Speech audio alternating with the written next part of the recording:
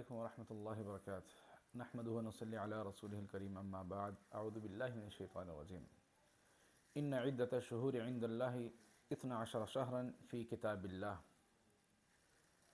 قرآن حکیم کے اندر اللہ رب العالمین نے ان دنوں کی، ایاموں کی اور مہینوں کے متعلق ارشاد فرمایا کہ جب اللہ رب العالمین نے اس کائنات کی تخلیق فرمائی، زمین و آسمان کی تخلیق کی، نظام شمسی اور قمری کو اللہ رب العالمین نے قائم کیا، تو تب سے ہی اللہ رب العالمین نے ترتیب دی ہے دنوں کی بھی، ایام کی بھی، مہینوں کی بھی۔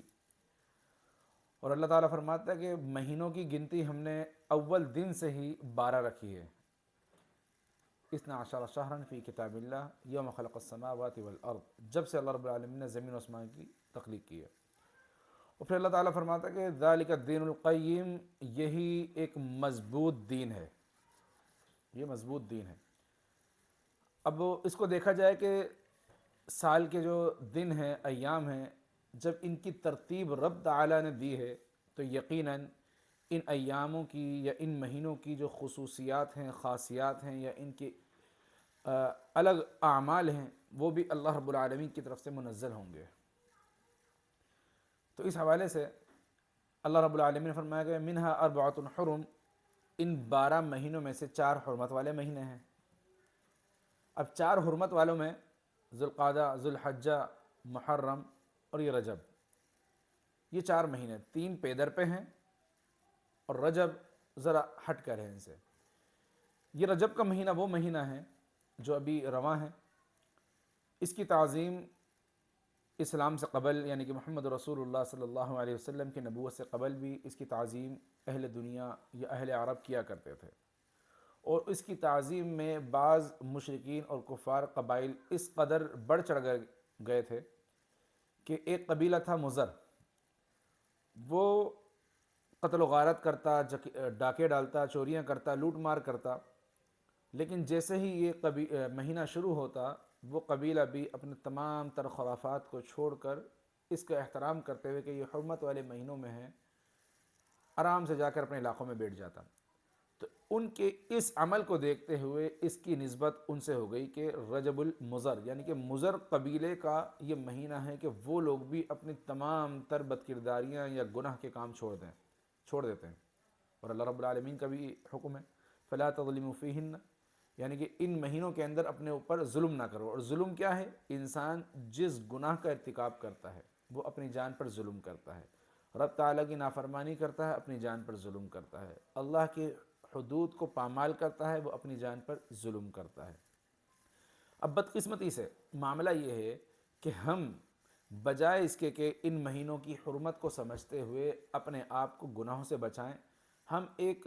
ایسے خوبصورت سے لبادے کو اوڑھ کر جو دین کی بظاہر شکل ہوتا ہے اس کو اوڑھ کر اس طرح کے عمل کیا کرتے ہیں کہ جن کا دین سے کوئی تعلق نہیں ہے، اور اس بنیاد پر ہم نیکی کے بجائے ایک برائی کر رہے ہوتے ہیں۔ اب یہ ماہ رجب چل رہا ہے، اس کے اندر مختلف چیزیں ہوتی ہیں، مثال کے طور پر مشہور ہوگا، اور وہ مشہور بھی کسی عام انسان کی قول کی یا اس کی نسبت سے نہیں کیا گیا، مشہور کیا گیا ہے وہ محمد رسول اللہ صلی اللہ علیہ وسلم کی نسبت سے، اور مشہور کیا ہے معاذ اللہ رب العالمین کی نسبت سے۔ ان میں سے کیا کہ آپ نے گردش کرتی روایات وہ دیکھی ہوں گی کہ جی یہ حدیث ہے کیا کہ اللہ کے نبی نے فرمایا کہ اللہ رب العالمین نے رجب کو اپنا مہینہ قرار دیا ہے، اور رمضان کو بندوں کا مہینہ قرار دیا ہے، اور اس طرح شعبان کو نبی محمد صلی اللہ علیہ وسلم کا مہینہ قرار دیا۔ اس طرح یہ بالکل بے بنیاد بات ہے، اس طرح کا کوئی تذکرہ موجود نہیں ہے، نہ قرآن میں نہ احادیث کے اندر۔ اور اسی طرح کچھ روایت اس طرح کی آتی ہیں کہ رجب کے فلانے دن اگر آپ فلانی عمل کرو گے، یعنی کہ کوئی اتنی رکعت فلانے ٹائم پہ ان رکعات کے اندر اتنی دفعہ فاتحہ تو اتنی دفعہ تو فلاں صورت، اتنی دفعہ یہ عمل کریں گے تو اس کے بدلے میں آپ کو یہ اجر ملے گا۔ یہ بھی بالکل بے بنیاد ہے، کسی طور پر ثابت نہیں ہے۔ اسی طرح روزوں کے حوالے سے آتا ہے کہ جو رجب کے مہینے کا 1 دن کا روزہ رکھے گا 1000 سال کے گناہ معاف ہوں گے، 2 دن کا اتنے، 3 دن کا اتنے، 7 دن کا رکھے گا تو اس کے لیے جہنم کے 7 دروازے بند کر دیے جائیں گے، 8 دن کا رکھے گا تو جنت کے 8 دروازے کھول دیے جائیں گے، 15 دن کا، یعنی کہ بڑا چلا کر اس کا کوئی ثبوت موجود نہیں ہے احادیث کے اندر۔ یہ رسول اللہ صلی اللہ علیہ وسلم کی طرف ایک ایسی بات منسوب کی جاتی ہے کہ جو رسول اللہ صلی اللہ علیہ وسلم سے منقول ہی نہیں ہے۔ صحیح ہے۔ محدثین اعظام، اب آپ محدثین میں لے لیں، امام شوکانی رحمۃ اللہ علیہ ہو گئے، حافظ ابن حجر رحمۃ اللہ علیہ ہو گئے، اور امام ذہبی ہو گئے، ابن جوزی ہو گئے، اور اسی طرح بے شمار محدثین بھی ہیں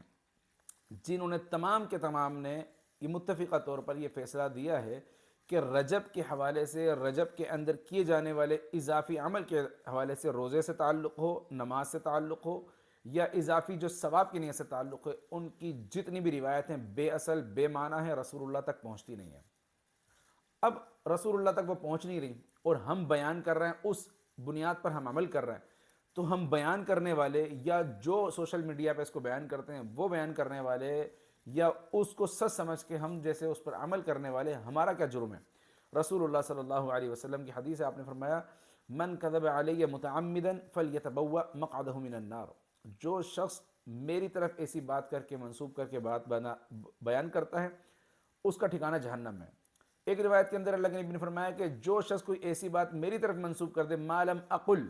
جو میں نے کہی نہیں، میرے سے تعلق نہیں، فلیتبوأ مقعدہ من النار، اس کا ٹھکانہ جہنم ہے۔ آپ نے فرمایا انسان کے جھوٹا ہونے کے لیے اتنا کافی ہے کہ وہ سنی سنائی بات کو آگے پہنچا دے۔ اور اس طرح کی اور بھی بہت ساری روایت ہیں کہ جس کے اندر اللہ کے نبی علیہ الصلوۃ والسلام نے اس قسم کی روایات یا اس قسم کی بات کو بیان کرنے سے سختی سے منع کیا ہے کہ جو محمد الرسول اللہ صلی اللہ علیہ وسلم کی طرف سے کہی نہ گئی ہو، رب تعالیٰ کی طرف سے کہی نہ گئی ہو، اور اس کی نسبت دین کی طرف کر دی جائے، اللہ کی طرف کر دی جائے، رسول اللہ کی طرف کر دی جائے، ایسا کرنے والے نہ تو بولنے والے، بیان کرنے والے خیر کا کام کر رہے ہیں، بلکہ رب تعالیٰ کے مجرم ہیں، جہنم کی آگ اپنے لیے سمیٹ رہے ہیں۔ اور نہ تو ان غلط بے بنیاد باتوں پر عمل کرنے والے اچھائی کا کام کر رہے ہیں، بلکہ اپنی محنت کرنے کے باوجود گناہ کا ارتکاب کر رہے ہیں۔ تو لہٰذا ہم میں سے ہر شخص کو یہ چاہیے کہ ارتکاب اس چیز کا کیا جائے